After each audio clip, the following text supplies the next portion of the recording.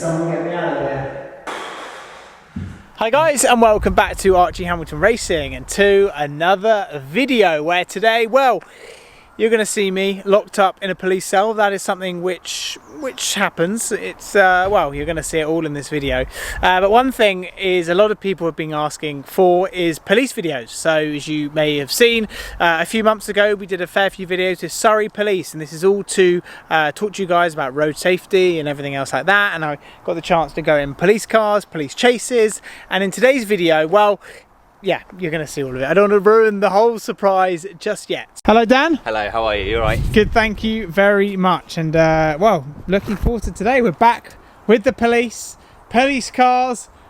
Let's get cracking. What are we doing? Come on then, Dan. So today, what we thought we'd do, so we are in the middle of a drink drive campaign again. So this is the summer one versus the winter one. So today, what we thought we'd do is it'd be quite interesting for you to experience what it's like to be arrested, taken to a police cell, taken to a station. Today we are, well, I've just been pulled over in my BMW M2. You are thinking, well, what now? The first thing would be an element of breath. Yes. So the first thing that I'd do with you, if I either suspected that you were drink driving by the manner of your driving, or if, let's say for example, I'd seen you consume a beer, and I'd seen you get into a car and drive, those are some things that I could request a sample of breath from you. So the first thing that I would do would be to request a sample of breath from you. So this is a Draeger device. It's a mobile device that we use in the UK to get a sample of breath. And what this does is it gives us an idea of how much alcohol you've got in your system. So it's not evidential, but it will give us an idea roughly how much you've got. And then the next stage would be to take you to a police station to get that evidential reading done. If I suspected that you might be drink driving, or you've committed an offence or moving traffic offence, gone down the wrong way of a one-way street, gone for a red light, such and such, I would say to you something along the lines of, because I've seen you commit a moving traffic offence, or I suspect you might be drink driving, I require a sample of breath from you at the roadside. Cool. Okay, I have to warn you that a failure or refusal to give me that sample is a separate offence for which you'd be arrested. Have you had anything to eat or drink in the last 20 minutes? I have actually had a protein shake. Okay, how long ago did you have that? That was about half an hour ago. Okay, so not in the last 20 minutes. Not in the last 20 minutes. There you go. So that's probably half an hour. That is a good indicator for us sometimes. If people have been having a beer, you ask them that question in the last 20 minutes and they'll say, yeah, I had something about 40 minutes ago. So not listening to the question. So it's one indicator. I haven't been drinking, he just to clarify. This will tell us. Yeah, this will tell us anyway. So all you need to do is to take a deep breath in, seal your lips around the tube and blow till I tell you to stop. Keep blowing, keep blowing, keep blowing, keep blowing, keep blowing, keep blowing. Thank you, that's it. The device will click off. It will then tell you and analyse your reading. 0. So on there, 0, that is exactly what we want to see. So if you take hold of the tube and pull that towards you, that's for you. For the purposes of this video though, we're going to imagine that you failed this breath test. And what would be a high one? So a high reading, or anything in the UK above a level of 35 would be an arrestable reading. So if you blow 35 or above, we would be arresting you and taking you to custody. So let's say for example for today, you are over, and now what you're going to do is experience what it's like to go to custody. You've obviously now provided a sample that's over, or for the purposes of this you're now over. Yep. I'm not going to officially arrest you, but for the purpose of this you would now be under arrest for going to custody for drink driving. Yep. So what I would be doing, because you're coming in the car with me, I'm going to put some handcuffs on you. Just turn and face me for a second, stick your arms out like that in front of you, that's it. These are not designed to be comfortable, so they are not going to be too tight. I won't lock them for you, but there you go. So that's what you'll be now. What we'll do is we'll stick you into the car. Take a seat in there for me. Yep, that's it, just mind your head. That's been fun, everybody. That's it, thank you. Lovely stuff. We'll see you in a bit. Right, jump up mate, we're at custody. I'm going to take hold of your cuffs. I should be laughing. No, right. I'm going to swap over, come this way, see all right. So follow me in here, we're going to go straight into the holding cell. So this is the type of area that you'd be taken into. So follow me into here. Just going to take a seat over there for me, just in between the 2 red dots on the wall. So essentially now what we're going to do with you, we need to wait here. There might be a few people that we need to book in first. So we'll sit in here for a bit and just wait for the custody sergeant to authorise us to come through. In the meantime, we'll do some checks. Just make sure that you haven't got any health issues, any medication or anything else like that that you need to make us aware of. And once we've done that, then we'll get you through and up to the desk. So do I keep these on? You've got to keep those on whilst you're here. Really? Yeah, you've got to keep them on whilst you're here. Keep them to the cell? We'll keep them on whilst you're in this room here, and once we're up at the desk, once the custody team are happy, then we'll get them off for you and then we'll take you through. Alright? Yeah. How'd you feel?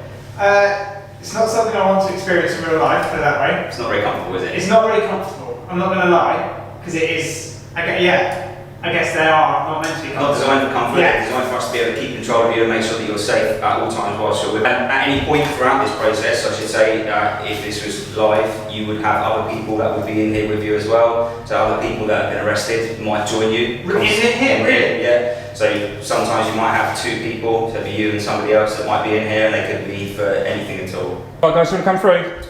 Right, jump off on me, now we're going to go through to the custody bridge. So this is our custody centre. So if you just want to stand here for me, just in front. So as I said to you, we'll keep your cuffs on for now. The process of what's going to happen now is we'll book you in to custody. We'll get your personal property off you and get that logged into our system. We'll give you a lovely grey tracksuit to wear whilst you're in the cell, so that you're nice and comfortable for whilst you're with us. We'll explain the reasons why you're here, and then we'll take it from there, and I'll take you through and explain the next process of what would happen if you were being arrested for drink driving. All right? Good afternoon. Afternoon. Why's this gentleman here? So this is Archie. He's our DP for today. He's been arrested today. He's been stopped by me driving out on a public road, and he's been a little bit swerving all over the place. So I pulled him over and I've required a sample of breath from him. He's provided a positive sample of breath at the roadside, and that's what he's been arrested for. And he's been brought to custody in order for us to put him on an intoximeter machine to get an evidential reading. Absolutely. Archie, you understand why you're here? I do. Exactly, very serious. Your detention can be authorised, and that is to secure and preserve evidence. What I mean by that is you're going to go on an intoximeter machine, which is going to tell us, give us 2 accurate readings of what's in your system. Alright? What was if I refuse to do that? So if you refuse to do that, that's a separate offence. So refusal to give us a sample of breath, as it is at the roadside, is a straightforward charge for failing to provide a sample of breath. So it carries the same penalty as if you were over drink driving. Oh, really? it. So if you outright refuse, we give you the option to give us a sample, but you're entitled to say you're not giving one. But if you do, it's a separate offence for which you'd be processed for. Yeah. Right. All right. So next process, what we're going to do for you, this is what would happen, is we're going to give you a search. Because you're going to be going into custody and you're going to go into a cell, we need to make sure that you're safe and secure, so that you haven't got anything on you that could harm you or anybody else. We're going to do your search for you. There's 2 ways that we do that. We do a standard search where we pat you down and make sure you haven't got anything, but we also use a metal detector to make sure you haven't got anything hidden anywhere. All right. Yep. So we do that now. We'll take you through that. Just put your arms forward for me, thank you. As I say, that's the test if you've got anything with you. We'll do in a second. I know you've got a couple of bits with you with keys and stuff. We'll get them to put on the desk and we'll keep them safe and secure for you until you're released from custody. Yep. Alright, have you got anything in your pockets you want to take out for us or let us know about? Got phone, got car key, Yeah. and that's about it. Lovely. Oh, it all goes in there. Yeah.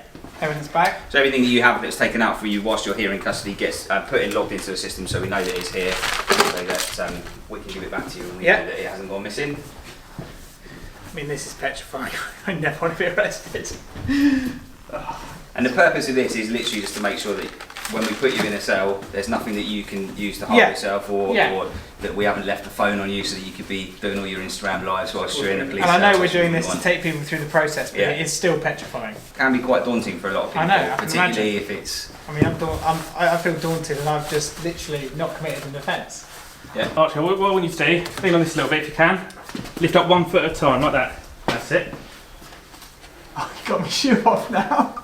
So shoes are something we don't allow you to take into a cell with you, so we'll let you put your shoes back on. At this point we can take your handcuffs off because the custody sergeant and the custody desk are happy that you've been transported safely, so we'll take those off for you in a second. So the first thing that we'll do with you before we go and do your intox procedure, so this is where we take your photograph. So because you've been arrested and you're in custody, we get some photos of you so we know who you are. So if you take your seat on there, and this machine, have a look straight ahead in front of you. There's obviously a camera lens just here, and this will take your custody photograph. Neutral expressions please, no thumbs up.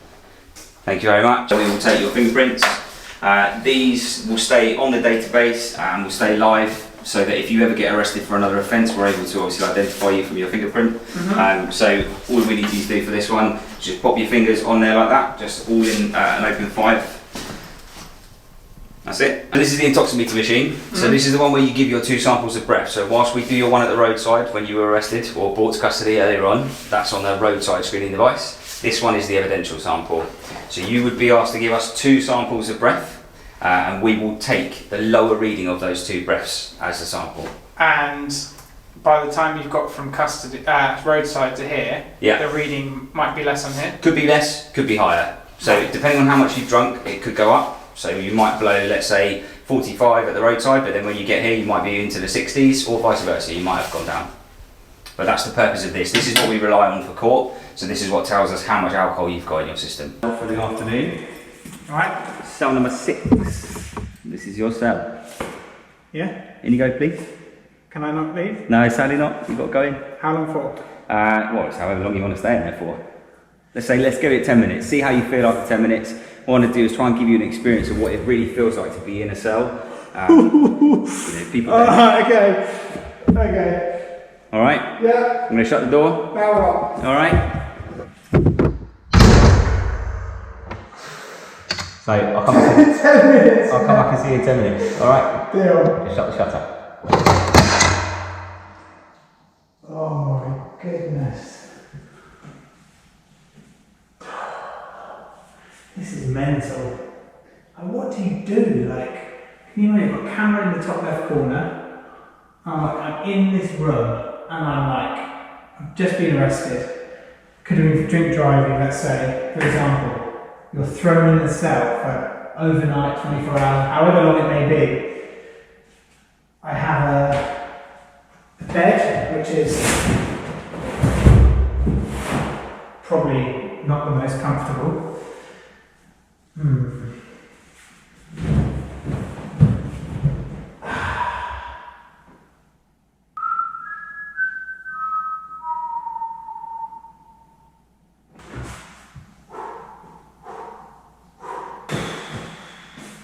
I just couldn't imagine it. Sitting here, no phone, no windows, can't see anything. These are all blurred and stuff. Can you do some fitness? And it's just not the most fun, but it's reality. Someone get me out of here.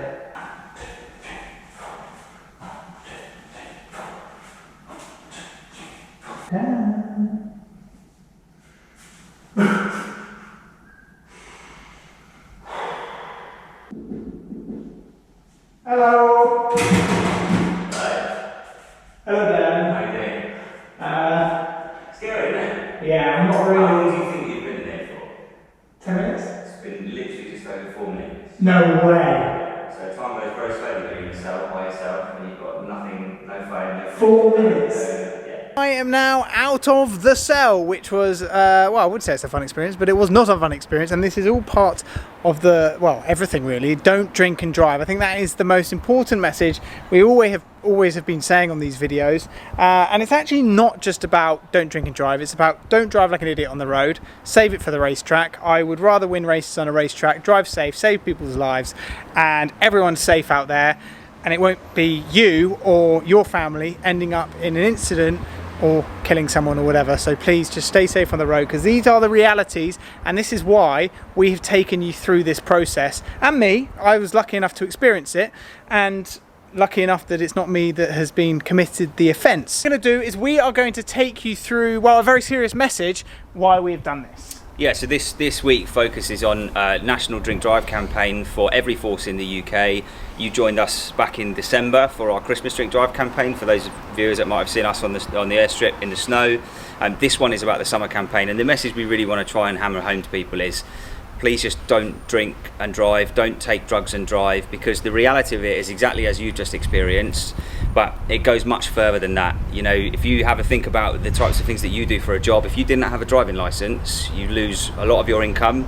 Yeah. You know, you've got a house, you've got a mortgage, you've got kids to take to school, all that type of stuff. All of those things are real realities that you might actually lose if you get caught drink or drug driving, and that would be for a minimum of 12 months, and that is a long time not to have access to. And it's criminal record. I think that's one thing we have to realise here, everybody, is that when you drink, drive or anything, you have a criminal record. You won't ever be going to America again, and it is one of those things which is just a reality check of what you're doing is a criminal offence. There are really far-reaching consequences for drink driving that I think a lot of people don't realise, and that's why this was so important to try and highlight for your viewers, is that, you know, whilst this is an experience for you and it's all in a nice safe environment, you haven't actually been arrested for drink driving, and that's quite crucial to say that you haven't. This has been part of just an experience for you, but this is a reality of what it's actually like, and it's important that people understand that, and that we are out there trying to catch people that are drink driving. If you are a routine drink driver, we will act on any intelligence that we get, and we will catch you. And ultimately, it's all about for us making the road safer for the people of Surrey and Sussex, and for every force in the UK,